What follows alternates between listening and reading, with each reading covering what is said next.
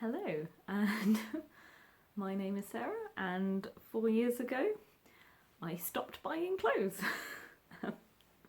How the time has flown! And yet, in very many ways, it feels like I've never done literally anything else. I've never lived any other way. So I thought I would check in, as I have been doing every year, to just talk about any reflections I've had, anything that I have bought that slipped through kind of the cracks, or anything else I generally wanted to say as like reflections on my wardrobe and clothing situation, because I think it's kind of fun to document it. So first category that I always end up with is what did I buy? So last year was my biggest purchasing year. I bought 5 items, 2 Iron Maiden t-shirts, an Iron Maiden scarf. Definitely there was like a Rage t-shirt as well. So Iron Maiden's my favourite band. And I think it's very cool to go and see them, and I'll get their event t-shirts and stuff. And I went and saw Rage, and they're my second favourite band. And I realised that we could end up in quite a slippery slope. But I got one of their t-shirts because I didn't have any, and I thought like I'll just get one, and that'll be it. That'll be enough. And it is. I'm not intending on getting any more. Like I wanted to have one so I could add it to my repertoire.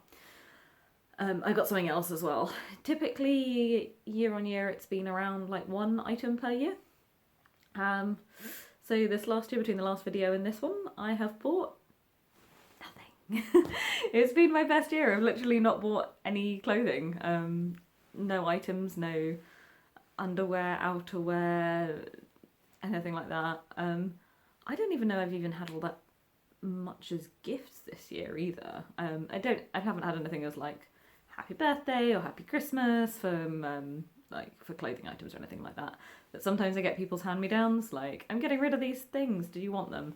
And sometimes I do take things out of that. So these socks I'm wearing, in fact, they had some little holes in, so I was like, oh, I'll take them and sew up the holes. They're not that bad, and I can do that. So now I've got some new socks from that. I did offer to give them back to the person. I was like, do you want me to just sew up the holes and give them back? And she was like, no. So they're mine now. And they're getting a little bit more life out of them because of that. But yeah, this year I bought nothing. I do have 2 tangentially related clothing items or clothing things that I got. One of them was a pair of shoes. So, like, shoes, one in the, like, I'm giving up clothes thing, because the idea that I had, sort of in, I can't remember if it's 2021 or 2022 I started this. It's 2025 now, so it must have been 2021. But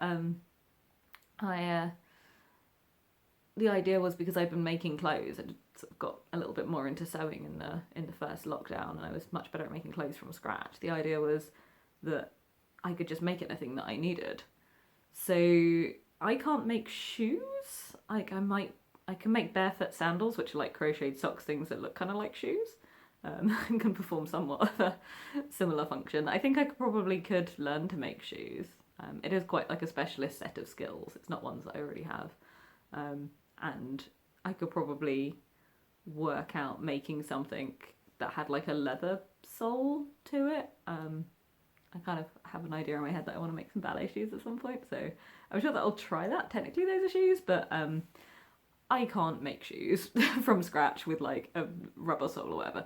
And the ones that I needed, and this tends to be the place where I've bought items before, is for work, and is specifically for my circus work. So a lot of the times when I've bought items before, I've bought some kind of costume, something that I've needed for a circus gig coming up. So I got a elf costume one year because I needed it to match someone else's elf costume, so we needed to look the same, which either meant making both of our costumes or just buying one, and we both bought the same one, and that's what we did.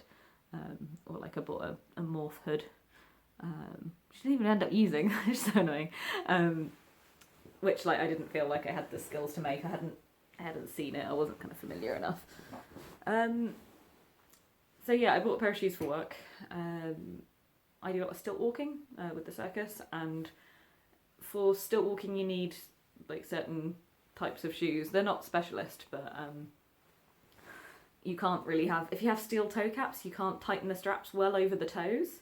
So I found the couple of times I had worn steel toe caps before, because a lot of my shoes are steel toed Doc Martens that I've either got I think all of the ones I've got now are second hand from charity shops. The strap slips over, so you can't really wear the steel toe capped ones.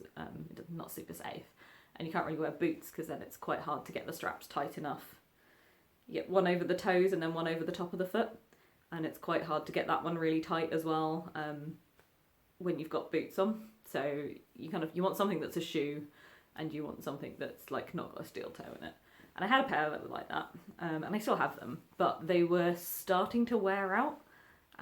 So end of September, just before we were starting doing a whole load of October gigs that had just loads and loads of still walking, I got myself, I went into the first charity shop I saw, looked for something that was like black, my size, and didn't have a steel toe in it, and like wasn't formal, and so I got a black pair of trainers, and I've been wearing those for still walking since. I've still got the old ones, so if I need them, I've got them available. I don't think it's a problem having both and being able to use both if there's some problem with the other ones, but yeah, so I got those, and that felt like something that I wasn't really able to get myself. The other thing that I got was some pads, some reusable pads.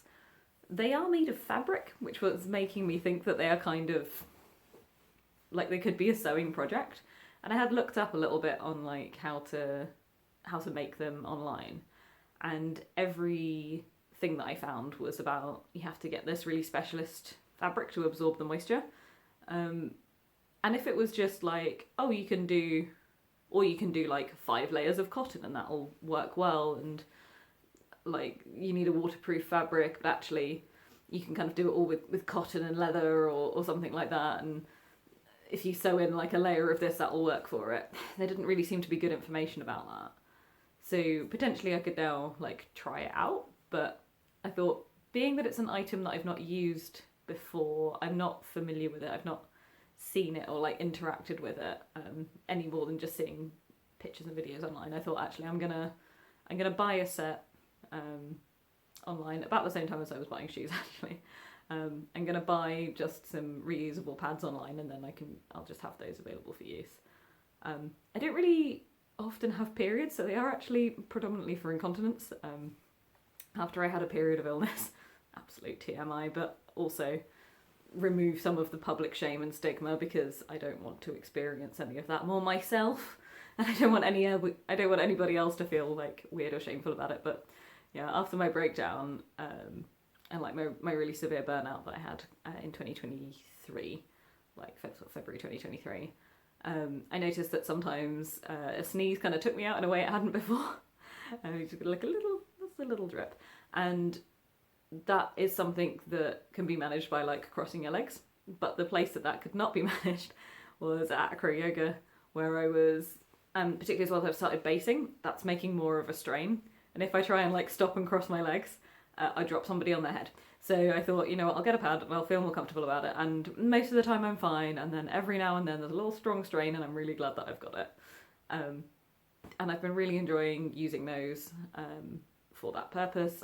I don't often have periods because I've got a hormonal contraceptive coil, so that's really good. But I did have a small bleed, I think last month actually, like recent, and I tried a reusable pad with it, and it worked really well for that as well. So it's nice to have for both of those purposes, just in case I need it. It's just like a way to deal with that.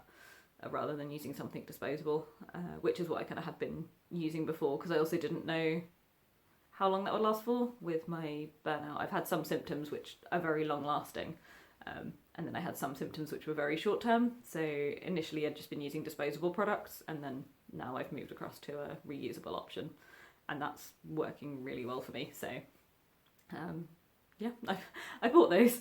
Maybe I technically could have made them. I might try making a version at some point in the future, but like I bought a set of 4, and then I think I bought 2 or 3 other kinds just to try out different sizes and shapes and colours and stuff like that. So I've got definitely enough to meet my needs for the foreseeable. So at some point in the future I may need to buy more, but that's what I've bought. Any other kind of updates and reflections on thinking about things and thinking about things going forward? I think I mentioned last year that last year was the first year I started decluttering, and that has continued. I'm not doing big declutters. I don't think that's good, maybe for anyone, but it's definitely not good for me. I like things to change slowly, because if I change anything too quickly, I get overwhelmed and it makes me panicky. The autism diagnosis is in the referral stage. But like, I think, it can be true for other people. Of like, it's that, oh, you're gonna get rid of all of these things. I was gonna get rid of all these things, and now I need to like buy more or make more, or I need to replace it, and it makes that panic of like, I'm giving up everything. So I've been slowly decluttering. Got rid of a few t-shirts. I got rid of a few work clothes. So I haven't been in a sort of 9 to 5 for a while, for a good 2 years since my breakdown. But in March this year, so like we're at the end of May now, in March this year I started up at a new job, which is going really nicely. I'm working 4 days a week, and that's been very manageable and lovely, so I'm really enjoying that working pattern. Excuse me. So I've been wearing work clothes day to day. The last time I was in this was just before my breakdown. The role was a bit different, and I was still dressing very much with my kind of lockdown brain. A lot of the time I was in that job, we were masking still for COVID. So like now we're a little bit kind of out of that. It's not lockdown. I'm not in the middle of a PhD or anything like that. I'm like just working, so it feels like it's kind of settled. And I've decluttered a whole load of work clothes. So I realised one of the things, as I've been kind of more consciously thinking about clothing and what kind of clothing lifestyle I want to have, I've been kind of a bit more into making outfits, and that was something that I did sort of especially quite a lot in the 2020-2021 academic year when we were all online, and I was like making loads of clothes and I wanted to show them off, and that was a really sort of big thing, and getting dressed up was one of the things you were still like allowed to do.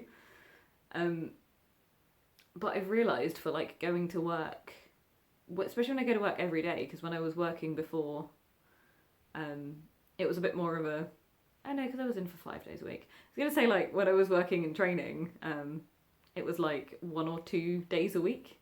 So kind of dressing up for those felt a little bit different. I think as well there's a certain amount of the wanting to be taken seriously. And I think now that I'm kind of not, I don't have a trainee label attached to me, I'm working for money, I'm feeling a little bit less of an imposter. I'm feeling less of a need to like dress up like a professional, and more thinking like my work speaks for itself, my professionalism will speak for itself. I don't necessarily need to be dressing up into another role. So I don't really like dressing up for weekends and for events and for going out on a night out is pretty fun. But now I've got work and I've got going out for a night out and I've got all of the events and stuff that I'm going to. Sometimes I don't want to put an outfit together. Some people really enjoy that, and that's like a really exciting part of their creativity, but it's not something that necessarily brings me a lot of excitement. If I want to, I can. So I've got less options to wear to work, and that feels great. I realised that the days when I hadn't planned an outfit, I just ended up defaulting to all black, and I love wearing all black. So it's like, okay, what else can we get rid of? So I got rid of a whole load of bright colour clothing from my like work wardrobe after being in it for like, I think I was in the job for like 2 or 3 weeks, and I was just like, I'm gonna get rid of this bright blue blouse.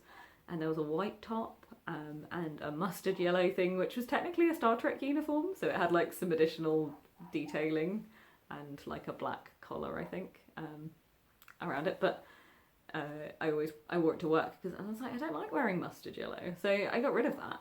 And that's been kind of nice to have that as a reflection, and I really value the practicality in my clothing.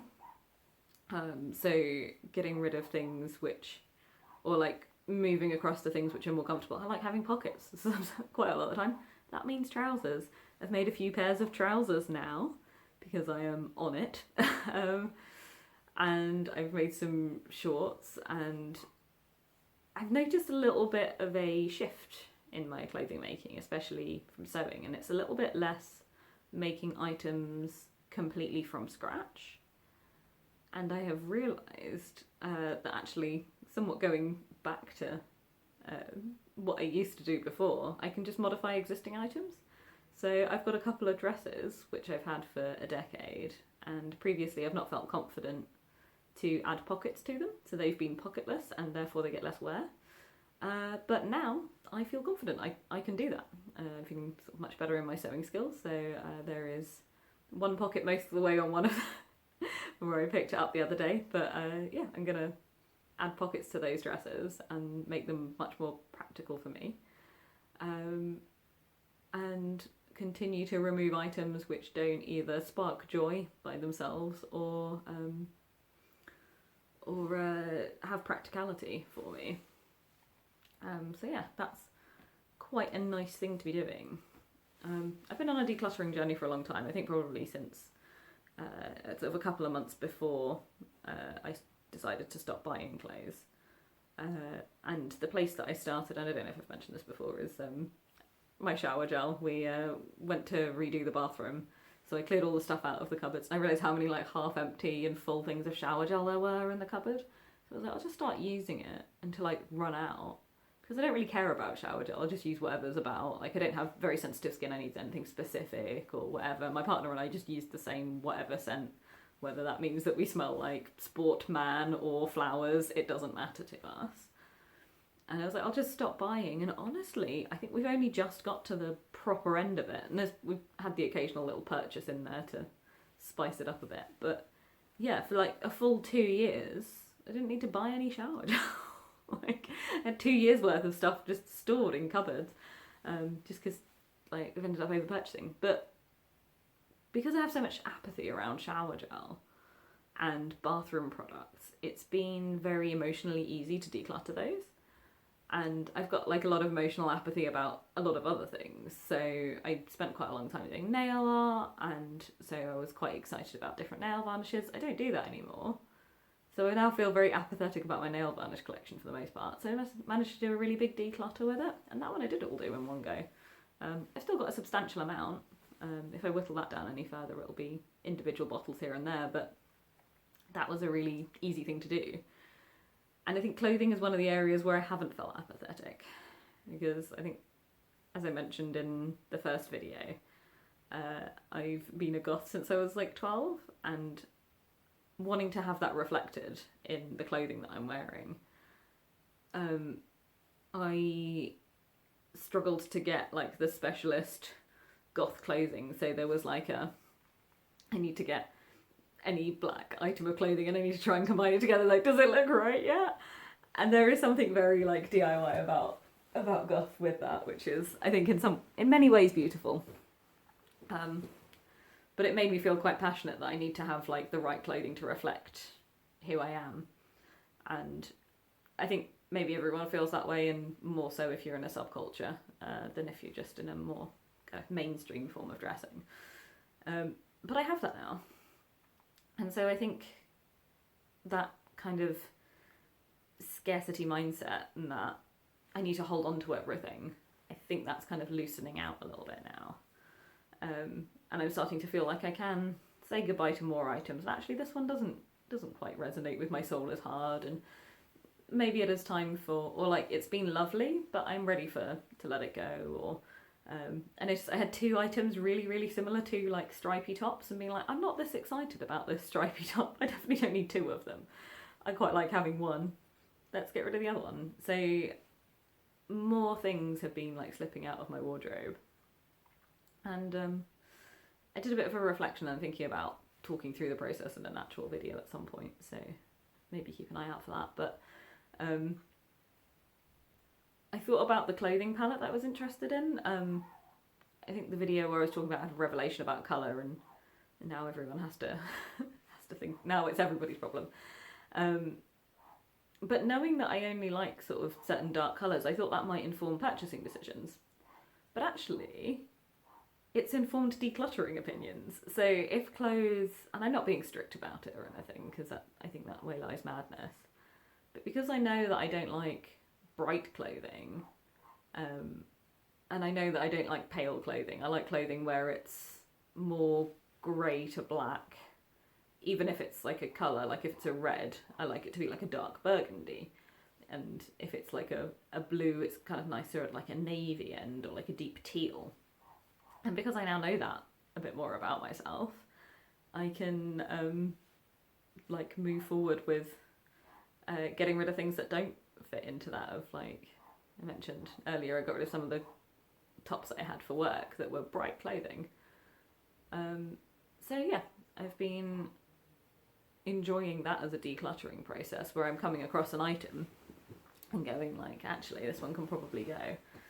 Because as I've moved a little bit more to an anti-capitalist mindset and things, my work wardrobe was always something that was like, oh, it needs to be really good because it needs to be kind of beyond reproach. And that, so those need to be my best clothes, and that needs to be where I am the best dressed. And I think part of it is as well, I'm not in like a corporate environment. Something about like working as a therapist means that I feel like I don't want to look too intimidating, so looking a little bit kind of softer in a pair of jeans kind of fits that a little bit more, because I think if you look at very like corporate and very professional, you're not going to relate to your clients, and especially if they've experienced marginalisation, you want to look kind of softer, you want to look more approachable, or at least I do. And because that's my intention for kind of going forward to continue to be my career, even if I'm working in different places in however many years' time, I'm really happy with that as my aesthetic. So I no longer feel like I need to have my best clothes to be my work clothes. I always feel like work can get the worst of me, and then like my true passions and joys and friendships and creativity can go into the nights out with friends, the stage performance, maybe some of the circus work will get like sort of some of my more exciting pieces. But I don't need to maintain this absolutely perfect work wardrobe, and there's something psychological in that as well, because if people have complained about my clothing, it's been at work and like she's dressed inappropriately for the workplace, and it's like too neurospicy to know what I'm doing. Nothing's hanging out, you're fine. And now I give a lot less of a fuck about that kind of thing. I think sort of there was a part of me that was feeling very sort of imposter syndrome-y, and I don't know if it's because I'm older, I don't know if it's because the world has moved on, but it's just like, oh, you shouldn't have piercings, you're unprofessional. I think I would react quite differently to some of the comments that I had when I was working sort of 7 or 8 years ago, that were like, oh, you need to hide these things about yourself, or you need to sort of move them away. I don't know. So yeah, feeling less like I need to maintain a really super high quality work wardrobe, and more like I can, not necessarily just any old thing it, but more that I can just take a few pieces out of my wardrobe and go, these will be fine for work, they're all black, they go with like a black top, black bottoms, they're very practical, there's pockets, that's it. I don't need to keep things just for work if I don't want to just keep them anyway. So that's been quite a nice sort of liberating mindset, and that's informed then some additional pieces of decluttering, which has been really nice. The other thing which I kind of like had a revelation on and was like, I have 2 more revelations. One was to do with like the dresses and skirts and stuff. And I realised, I was walking around going, oh, this dress doesn't have pockets. Well, I guess a lot of them don't. And I guess I could add pockets. I'm feeling a little bit more confident about it. I never have to worry about the fact that lots of skirts don't come with pockets anymore. Because any new skirt that I have enter my wardrobe, I'll just put pockets on it. How fantastic is that? And like, I can probably do that. I watched the Morgan Donna video again for inspiration, like adding pockets to all my skirts and dresses. I can do that. I'm feeling confident enough with sewing now. And like, moving on to the second part of that, I've got a video where I've only got the part 1 out now, where I make a pair of trousers. I make a pair of trousers from scratch, I draft them with the thought of making jeans, so like woven trousers in fabric with like either no stretch or very limited stretch. And I've got a part 2 that I'm intending to make. I haven't sat down to sew for the next bit of it yet, but point where I make jeans successfully, and I have a jeans, and I have a jeans pattern that I'm happy with, or that I'm happy to work from and then like modify it out as I need to or as I want to change the liquid or whatever. I feel like I will have completed sewing. Which is a weird thing, because it is not something that I would have ever assumed would be an end state that somebody could get to, let alone one that I was working towards. But I feel like jeans are the last, like the final frontier of sewing for me. Like, they're the only thing that I have yet to successfully make for myself that I wouldn't feel confident with.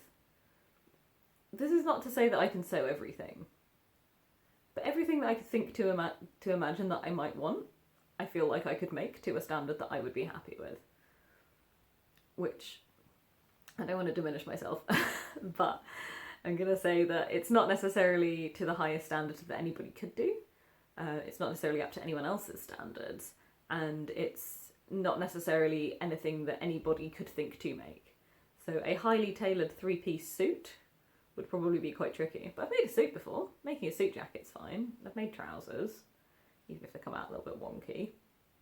But I'm getting better at making trousers. I fully have like one of these Halloween costumes coming up. They wanted something completely different, and I thought, oh, it would be absolutely amazing if I had a bright orange suit with bright orange silk trousers. That would just be freaking amazing, and like a purple t-shirt, and like I can picture it, and I want it. I want that to be my outfit, and I'm just gonna make it. I bought the fabric for it.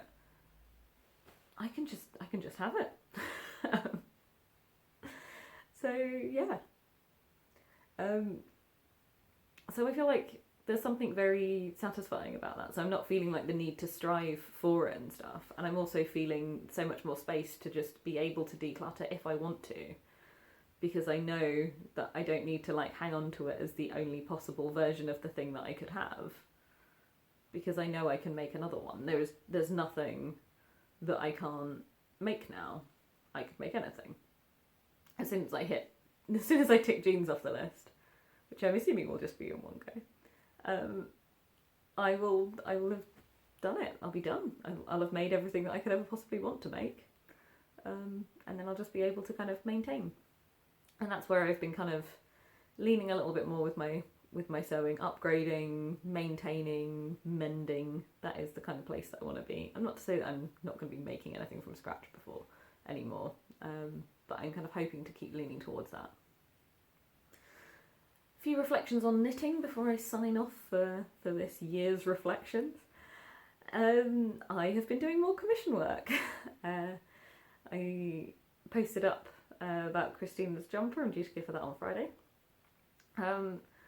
And yeah, I'm knitting a little bit less for myself as much. So I have been doing quite a lot of gift knits, I think, sort of last year. And I said that like my knitting is becoming overwhelming. I am still knitting for myself, of course I still am. I'm feeling a lot less desperation with it.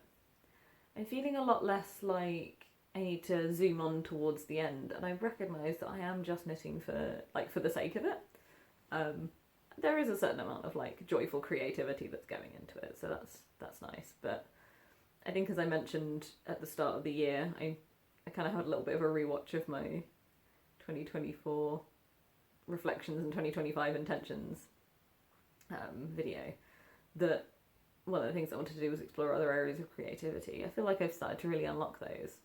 So knitting is less of a creative need and more of just a sort of stimming need, making things in general need, and gentle productivity buzz that's coming out.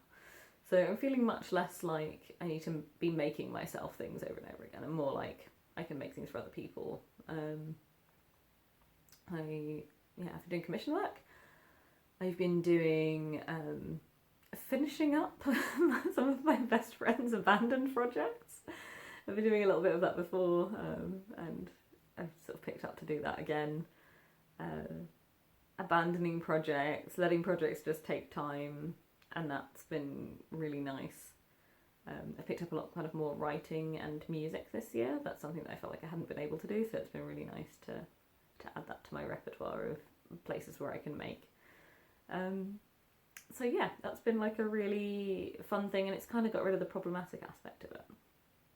I have also noticed that if I make something myself, I tend to use a little bit more colour.